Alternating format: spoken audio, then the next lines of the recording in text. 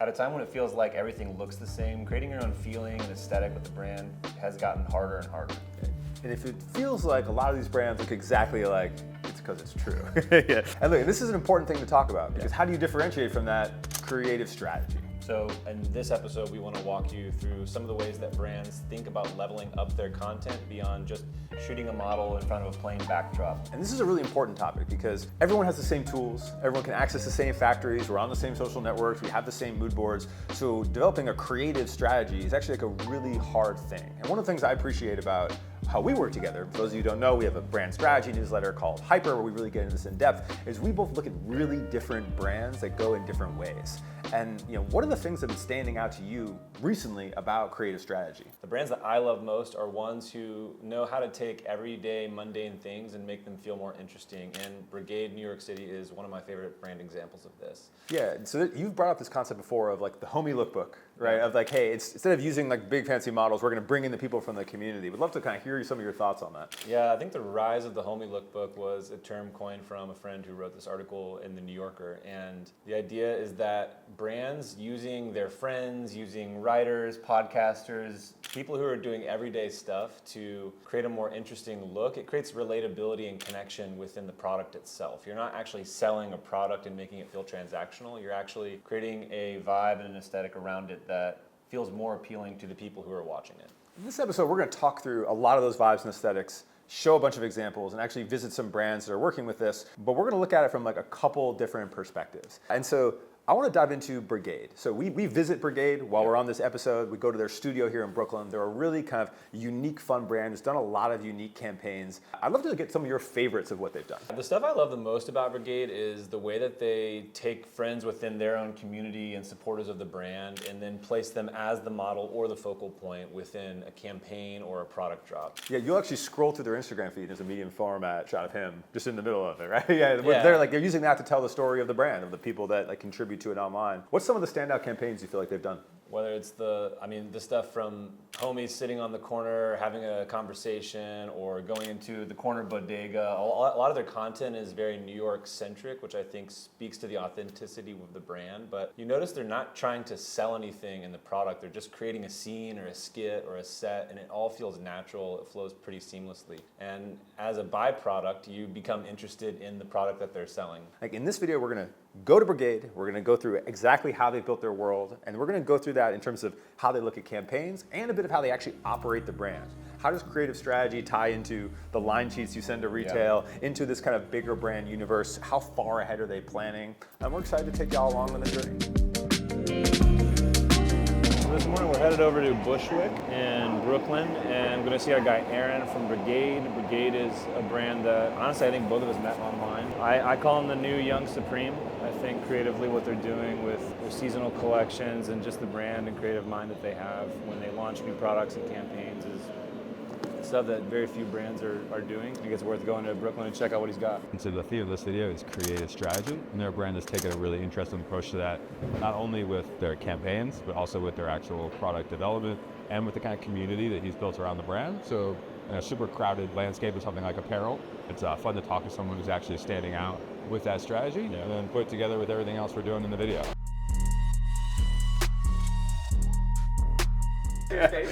Welcome to the studio. The crib, what's up? So, All right, yeah, break it down. What do we got going on? we got the creative slash showroom slash utilitarian. We got the little lounge area over here. This is where the homies We've got the legendary. mostly roll up. Yeah, There might be some substances on there. So yeah, we have the little lounge area, little futon. If like we have international homies sometimes that stay here and like they'll sleep over and stuff. Save the money on hotels. All the homies are everywhere. I want to be surrounded by all this stuff all the time. My desk, Harrison's desk. Harrison's our assistant designer. My homie Gustavo, sick furniture designer. Oh, yeah. We built this table with our bare hands from scrap wood. Yeah, this is like a teak or like an oak. So yeah, this is like, it's on wheels. So basically I shoot all the flat lays for the brand as well and for other brands. So we can roll this over to here. We can clamp the paper to it.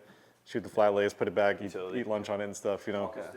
Yeah, I was gonna say a healthy selection. Got golden Oreos, standard Oreos. So Frito. clearly we are into processed foods here. This is actually a seed oil. It's a mandatory seed oil. We do all the clothes so that we can eat this. Yeah, this is just for the homies and stuff. And like if people are, you know, if models are here and stuff, they want to snack on something. We're pretty much stocked There's up. some salmon in the fridge for the models. This feels like MTV Cribs now. Yeah, can you break down the drink selection? We got the crazy photo set up. Shout out to Devin's bike that I'm never giving back to him. This is the winter collection that released 2 months ago. Any favorite pieces inside of it? I mean, definitely the Trump Boy Sherpa fleece. Go. This is crazy. We actually met Averex in Paris, and because this is a vintage Averex jacket, and they loved it. They were like, "You guys crushed it with that." How hard was it to sample that? This took 4 rounds of sampling. They just kept getting the colors wrong mostly. Thankfully, I found a really good factory that could do the print, and then, I mean, this is just a crazier version, but this is with my homie Elijah, who's like one of my really good friends, and he printed these by hand. So this is clearly like a really thought out and developed piece, and it was like, how can we do the same idea in a really dumb and easy way? So we took a picture of our t-shirt on the floor and screen printed it on the hoodie. But yeah, that was sick. Got a little teaser for next season. It was like, We'll pixelate that. rule number 1, don't talk about the samples in the studio. Yeah. We've known each other for a little while now, Yep. and thanks for having us Thank you for today. coming I by. think we want to talk a little bit about creative strategy and just the way that you see creative strategy injected into your own brand. Before we talk about that, maybe back up a little bit and just give us the Brigade story and how you got started on this journey. So, been into streetwear and everything since I was a child. Got my first skateboard at Supreme in 4th grade. Classic New York lore. Was it, going to Dunk Exchange, into sneakers, on the forums. So I kind of came from like that era. I'm kind of an old head. And then 2014, I was trying to go to college. I got accepted to Albany, couldn't afford it, and ended up just like delivering pizza and stuff, trying to go to community college. I got into a car accident and like totaled my car. And I was like, you know what? I'm just gonna do what I want with my life. I've been wanting to have a streetwear brand since I was in 8th grade. I wanted to name it Paper Planes, and it was gonna be this whole like, I don't know, but then, Jay-Z actually took that, so. So yeah, basically when I was 19, started designing every day. Well, I've been designing every day since I was in 8th grade. I used to make graphic tees and stuff in high school and like sell them to kids. And it was always like tees that would match the sneakers coming out that week. And it was called Menace to Society. And then, when I was 19, I was like, all right, I want to do this for real. Obviously, like trying to follow the right path in life is not working out for me. Go to college. I wanted to work at Apple as a developer or like some sort of programmer. So I was going to study computer science. And then, it took about 6 months to come up with like the name of the brand and what the ethos would be, kind of going off of what I'd seen before in streetwear. And it was kind of there's a sense of gatekeeping within streetwear, old streetwear, but trying to keep that alive without being like super gatekeepy about it. So Brigade was like a word for a group of people, a militia, a unit, and it was like everyone's kind of welcome as long as you respect this thing, So digging into that a little deeper, when you have a video like your friends rolling the J and just doing the inner monologue series, Shout out Wiki, or the biking series, or taking your homie down to the basement where he's screen printing t-shirts, like how do you land on those ideas? Like where do you start with stuff like that? That's straight authenticity. I mean, it's like, we have the pillars of the brand. What do we represent? 5 years ago, we were trying to represent New York, but it was like, that's too vague and too large. So in the last few years, we've learned to like dial it into like what are our specific niche interests, which is like cycling, graffiti, music, and then other subcategories beyond that. When it comes to like, okay, we need content for this drop, what makes sense? It's like, oh, my homie Nick was just riding his bike wearing that hoodie the other day, so let's just shoot, Let's go follow Nick around. Yeah. Or, like my boy Scam is tagging every night, and we made a suit for people that rack. So it just makes, just call up Scam, like, hey, you want to be in a video?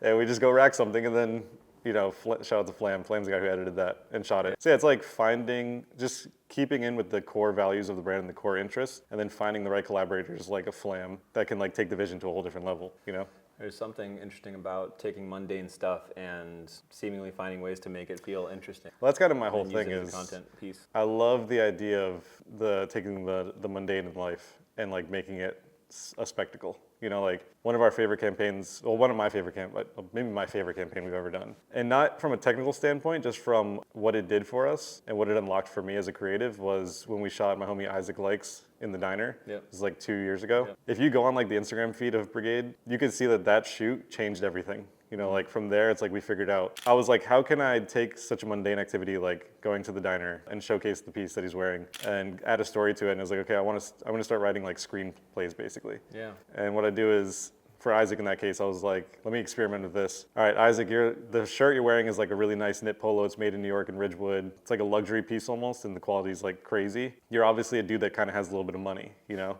We were also watching Sopranos at the time, so the vibe was like, all right, you're a made man, you know? Like you're not Isaac today. You're like this made man, and you come to this diner every day, no matter what. Whether you just like caught a body or like you got a bag or, you know, good day, bad day. Or it's like 3 in the morning, 2 in the afternoon, like it's a ritual for you to always come to this diner. And today you're waiting on a drop off and your man's is late and you're tight. That's all the direction I gave him. And he just like it helped him get into character. And you can see, basically what I was trying to do is like the photos from that campaign should be the posters for the movie we're making. Yeah. So every poster is like a scene from the movie where he's like eating his chicken salad, he's looking out the window, he's getting annoyed, he's drinking a coffee, and then eventually his man gets there, he gets the bag, and he always tips $100 cash no matter what because he's got it like that. Like whether he gets a cup of coffee or like a whole meal, it's always 100 cash. So you know, he puts his blazer on, and that turned into like a whole. I was honestly scared of that campaign because when I edited it and everything, I was like, am I doing too much? Like, is this like ridiculous? Yeah. Is it like cringy, you know? And then it just like hit with people. And that campaign actually sold a ton of those shirts. That's something we've seen work with a lot of other brands too. When you focus on a setting or a scene, a skit, whatever it is, turning into like episodic form. Yeah. And they're doing something different each time, but the product isn't the main thing. I think it also provides context to the product. Like everyone's making stuff, right? Like how many shirts do we really need? But if you can like build a world around the shirt where, and it kind of comes back to like what Virgil said about you can design the product or you can design the room that the product's in. And it's like kind of that idea, but digitally on the internet. It's like, I can design this campaign around the product that doesn't even like showcase the product really, but you're like, oh, this is the kind of person that wears this and like, this is how I should feel. I'll feel like a made man wearing this, you know, like, and that's important, I think, you know, making people feel something when they put the clothes on. So I think that's what it does. How do you juggle all that? What's the, you know, is there you have a technique or anything? Or you're going on like the deep? It's called being crazy. Yeah. No, it's, so I mood board every day mood board, whether it's for like 2 minutes. If I'm like at the computer and I'm in between tasks or something, and you know, you kind of have like brain rot and you're like, I'm in front of this computer, maybe I should do something productive. I'll just go on Arena. That's super funny. I do like almost the exact, I used to have it where every social media app except Pinterest was blocked on my phone. Dude, I got that from you. I had the same app. So like when I mood board, I'm looking for, I have 3 main mood boards. It's like garments, editorial, and then Brigade lighting, I call it. Yeah. Because I tried to do the same lighting for every Brigade shoot, whether it's like outdoors, indoors, and because I'm trying to basically trademark this lighting style. So that's actually like a super nuanced thing. Like, it's hard to think about. Every photographer looks at it differently. Yeah. And then if you do have something that's like particularly dramatic or whatever, and you switch it up on feed, it's the thing. Yeah. What I'm trying to accomplish with it is in the Brigade universe, when you wear the clothes, but in the Brigade universe, the lighting, like you're always the main character. Like it's like, you know what I mean? Like, well, what else is so? Like, I love the Brigade universe concept. Like, what else? Except like the lighting's part of it. Seeing yourself in the clothes or as the main character is part of it. Any other kind of tenets of that? The Brigade universe is like, that's something that this year we're actually like fleshing out. It's always been something in my head, you know, but this year we're trying to like put it on paper. Of what does it smell like? What does it taste like? What is the, you know, like we have the candle which Sarah developed. That was like her first project when she started working for the brand. And that, it took us like 8 months to dial in the scent. Because we were like, what does Brigade smell like? I love the sensory application. Like, okay, but really when you think about like building a brand world, it's like, hey, this is beyond what it looks like, beyond the room that you're in, into like, all right, what would the food be like that represents it? Yeah, exactly. Like, so yeah, I mood board every day and I do the editorial stuff. And that helps because every day I'm like, putting, let's say pins, I don't use Pinterest, but like let's say pins on this mood board of editorials I've seen that I feel would work for Brigade with some tweaks, obviously. Like I'm not gonna just steal someone's work. And then when it's like this week where now I'm planning the lookbook for Spring Summer 25, now I have this whole resource that I can go to and be like, I already approved all of these in my head over the last 6 months, you know? So I just have to find the one that I think fits this collection. And then from there, it's like, we can tweak it, we can do whatever, you know, like, and that's pretty much the creative process in that sense. One of the biggest challenges I feel like every brand has is looking deep into the future. And I think fashion brands are the most equipped for it because you have to be thinking, It's okay, terrifying. spring, summer 26. But a lot of brands that don't have to actually create that far ahead are always trying to but don't get there. How do you approach that? Is there anything you do to just like, hey, outside of just creating your brand world, like how do you make sure you're preparing to do the right stuff? I think in the past, and again, I don't come from fashion, so I could be totally wrong. No, I think the unique ideas that you do is what makes it special. Thank you. I think in the past, it was easier to gauge trends a year or two. Trend forecasting was a lot easier. I think with like the TikTokification of everyone's brain and like, life in general. All the trends are happening at once. Yeah. There kind of are no trends anymore. And I think at first that idea kind of scared us when we did start doing wholesale and like, we had to be kind of working on the calendar. But over the last year, we found this sort of comfort and confidence in, well, let's just do what we want to do. And, if soccer jerseys are in next year, who cares? Like we want to do X, Y, and Z. And then we've been getting lucky. It just feels like the things that we're into roll out right on time for And you that think trend. some of that has to do with like, hey, we're in New York. I think it's like the collective consciousness, and like I think we have a strong connection to it in a sense, and it's getting stronger in a way. But also I think a byproduct of just kind of doing you is eventually with enough momentum, you start creating your own trends. I mean, you look at a brand like Aimé Leon Dore, and it's like, we're wearing berets this season. Like, what's up? Everyone's wearing berets now. It's like nobody was wearing berets when they did that, No. Didn't matter. They have enough of their own momentum and their Exactly. lore. As up and coming brands too, it's like, all right, well, it's not like you have to move 20,000 units of whatever you created. You have to you have your fan base, you have your retailers, your vision pushed to your people can go pretty far. Modern culture and modern consumerism is like, I want to buy into an idea that I identify with. If I was 16, 17, I would think Brigade is the coolest. Like I was looking at Fall Winter 25 and I'm like, this brand, I would be obsessed with it. Because I'd be like, all these cultural touch points and like all these nuances are like me, And like my homie Starker, who's here helping, feels the same way. And he's comes from a different path, but we have similar tastes, and everything. And he's like, literally, I feel this. And then Harrison, who also helps design, feels the same way. He's like, this stuff is like really sick, like. I want to talk about like creative strategy for product for a second. So you mentioned like developing the candle. Obviously, we started talking when you did like the massive socks. Yeah. So what is that like, when you get creative with product? And like, how do you think of that versus your core collections, or what's the strategy there? Well, yeah, like the sock is an outlier. That was the homie Romeo that like I had sent him a pair of socks as a joke. He had sent me the picture of him inside of it, just like as a thank you at like 3 a.m. And I was like, this is hilarious. And I posted it and it like kind of went viral. And then that snowballed into like, let's make the sock. That was honestly really conflicting because I was like, the brand has been serious up until this point. So it's like, is this too playful? Is this going to ruin kind of all the work we've put in? With that in mind, I was like, let's approach it like kind of like a luxury house would. Like, why can Jacquemus do giant purses and still be looked at like be taken serious? Why can't we as a streetwear brand like do something like that and still be taken serious? I love that you did it once, because some brands get addicted to the attention. Yeah. And like, so they'll be like, oh, cool, we got to go run back the next crazy thing. I actually like really respected it. It was like, okay, like this was a moment. So this was our winter collection. We have our trompe l'oeil Sherpa, which did really well for us. It was just a really fun piece to create. And then of course our racking suit. The pockets can each fit cans of spray paint in them. good. And it matches back to the pants. Matching set. Yeah, Wow. it's amazing. There's so many pockets, you'll never need a backpack or purse again. We're gonna make a war report. Oh, what? The mood board for that. That's the vibe. And also shout out to my mom. You should get her on the video too. We love you, Mom. Of course, our knitwear. I mean, it's really become a staple at this point. Diving into like all the different techniques. Yeah. Maximalist in the best of ways. Everyone talks about what happens when you put graphics on the social media feed, et cetera, but what do you actually end up using or repurposing the creative stuff for when it comes to buyers or line sheets or anything? Like, what are some of those creative considerations that overlap with the more logistical side of the business? So I thought it was really interesting when I came in, we started sending line sheets to buyers with Aaron's flats on them. And I feel like Aaron has such a vision of what he wants to create that when he sees that flat, he sees the finished product. But as a more numbers-driven person, as a more logistics person, I don't always see the end vision. And I feel like we started to realize that our wholesale partners also were not seeing the end vision. So what we started doing is flat lays of the samples and then cutting it out, putting it in the line sheets. And it's really been night and day for us on the buys. So everyone sees the amazing lookbooks. They don't see the Excel workbook in the background that really powers the beast. Honestly, I would love to share it. And so then the last question I had is like, are a brand that's growing internationally. As you begin to think about that, are there any considerations as you grow the business or plan or think about creative to be like a more global brand versus kind of more focused on New York and the surrounding areas? Definitely. So this first came up when we started working with Miami, and also we were talking to some stores in India, more warm weather, hot places. If you've seen our winter collection, you know it would not be able to sell in Miami or in a warm weather door. So that is something that has really informed our collections go forward is, can we sell this to our Miami doors? Can we move into India? Can we sell it to warmer places? And then also just making sure that it is palatable internationally.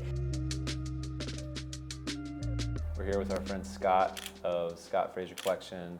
He's in town from London for the weekend. Yes. Spinning some records and showing your products at the Ace Hotel in Brooklyn, which is first and foremost, I mean, what I'm most interested in is hearing about the origin story of Scott Fraser Collection, diving into subcultures and what you grew up on musically and that kind of stuff, which is, I think, a big inspiration for the brand itself. Totally, yeah. I think that's really, it was born out of my own interests. And I think as I started working with other brands, learning my way, I studied advertising, creative advertising at university. So part of me was going in that kind of ad world, marketing somewhat, but I was never quite like comfortable with just going and working in a bigger company. And I think I sort of struggled with that idea that I was doing all this stuff on my own, and I thought, well, it'd be nice to create something of my own. And that's what I did, just very slowly, naturally. It was piece by piece, so it's grown. You've been working on this since before the widespread democratization of things like short-form video content and social media. What's that transition been like as a creative, as a founder, as a builder of your own brand and product to sort of live through that, but still maintain the authenticity of the brand itself? I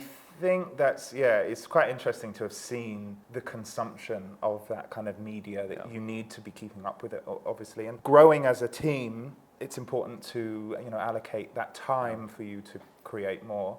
I still think that there's always ways to do that. I'm working hard on that continuously, not doing the stuff that I shouldn't be doing, making time for it all. And it's difficult, no doubt.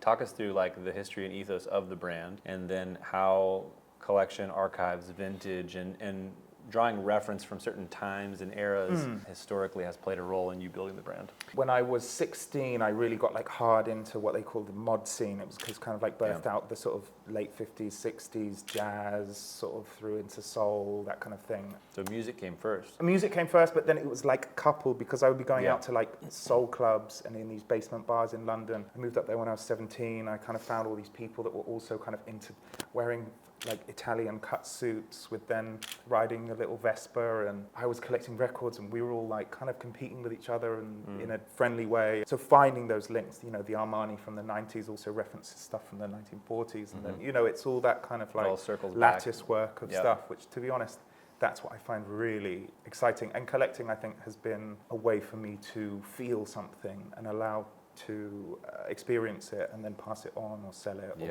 or keep it. And I think there's almost like a flex or a sense of joy that comes with someone who can dive deep into a specific topic or a theme or idea. And I want to, I feel like after a certain amount of time, not in a very modest way, but I want to flex about it because I'm like, man, I know so much about this stuff. And maybe there's actually a couple really good examples of that in the UK. There's I'm blanking on the name, but it's a professor who teaches in university specifically on like menswear history. And then there's Gerald, I think it's Gerald Stratford, the gardener who knows everything about herbs and vegetables. But his account on Instagram has blown up, and people are very interested in gardening specifically. I think it's important, then there's that train dude, Francois.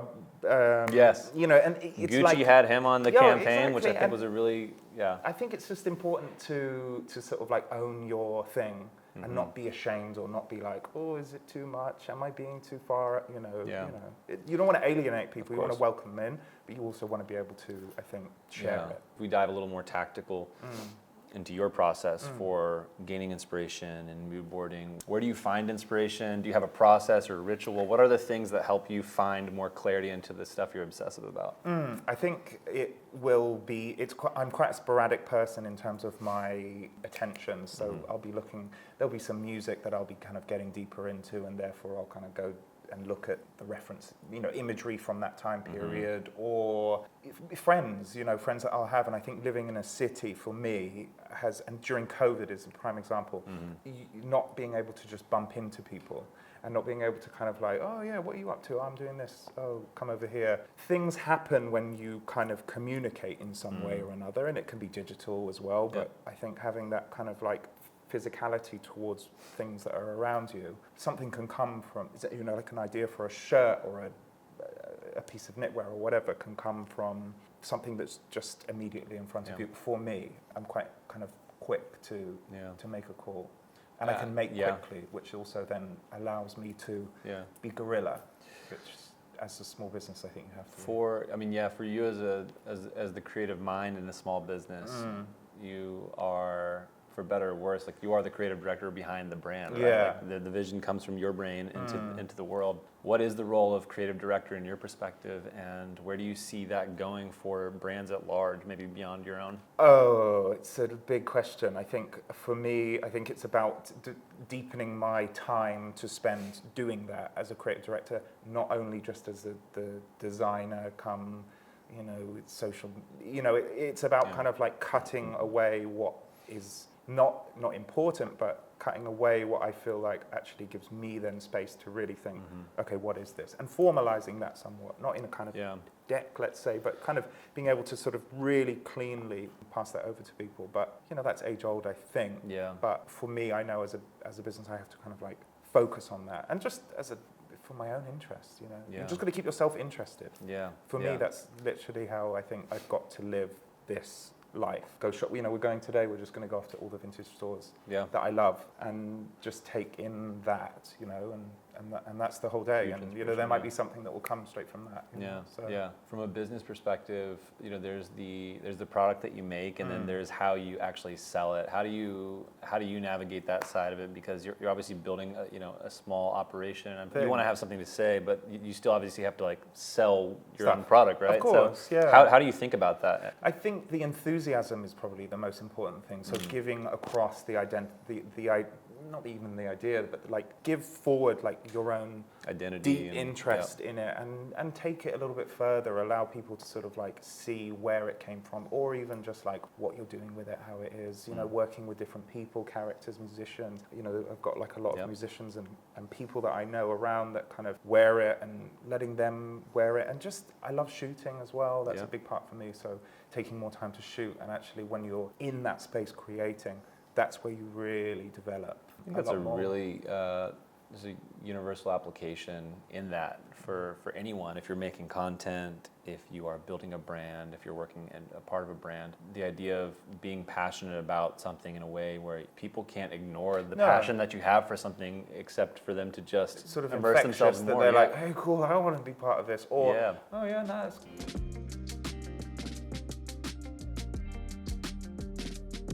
Now let's talk about some trends and tactics for creative strategy and tie all of this together. I've written down a list that I'm going to run through of what your toolkit looks like for creative strategy as a brand. And I'm really emphasizing things that I think stand out right now that can help your brand pop out of, go above the algorithm, find some resonance that you should be thinking about as standout strategies. The first is entertainment video. Because basically what I feel like is in social media, you either have value content where someone's learning something, or entertainment content that's competing with Netflix or Hulu or any of the things people are using to fill up their time. And your brand needs to, if it wants to stand out, compete in that same entertainment space or value space. It needs to pick one. I think entertainment and these kind of ideas of social series, et cetera, is a really compelling way to think about it. The second one is memes. There are companies that are really smartly approaching using the native internet, using humor, using their brand voice to find resonance that's easily shareable. And the other thought is taking your creative strategy all the way back to product and saying, hey, how do we, from our inception, create things that might be more inherently viral? It doesn't have to be every product, but in examples we have, like the Brigade sock,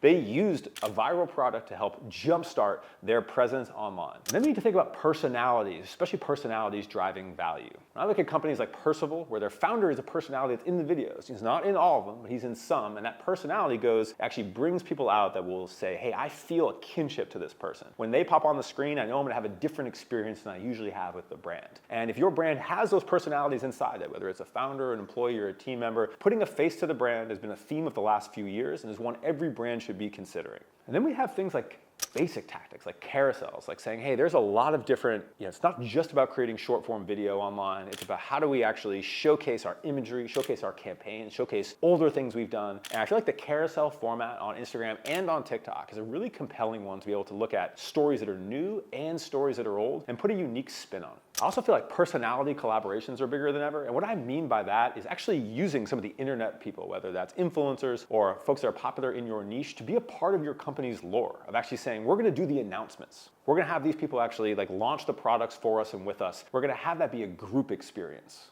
And then there's this idea of in real life events that are bigger than in real life, right? When someone does a billboard campaign now, they're doing the billboard campaign so it's shown on social media. When Louis Vuitton puts a store in New York that actually looks like a bunch of Louis Vuitton trunks, that's not for the store experience. It's for the online experience that goes far beyond that. And so thinking about every in real life activation you do, from a pop-up shop to a store facade, as having the potential for online energy that goes with it, is a tool inside the creative strategy toolkit. Then we have visual world building, we'll talk about in our art direction video, and making sure every visual your brand creates is intentional. And the idea of really working through cultural moments. Does your brand have a voice with which it can respond to the things happening in the world? Or looking at all the things that happen in a year, not just your traditional Valentine's Day releases or spring break, but all the things that happen, cultural shifts, the things that go on within people and interactions or the city around you. And if you are in a niche, like, hey, well, what are the big marathons if we're in the running niche? What are the big moments in beauty? How do you actually make a plan for how your brand interacts with that? Whether you're actually there or not, or creating your own things on the internet or with your community that begin to build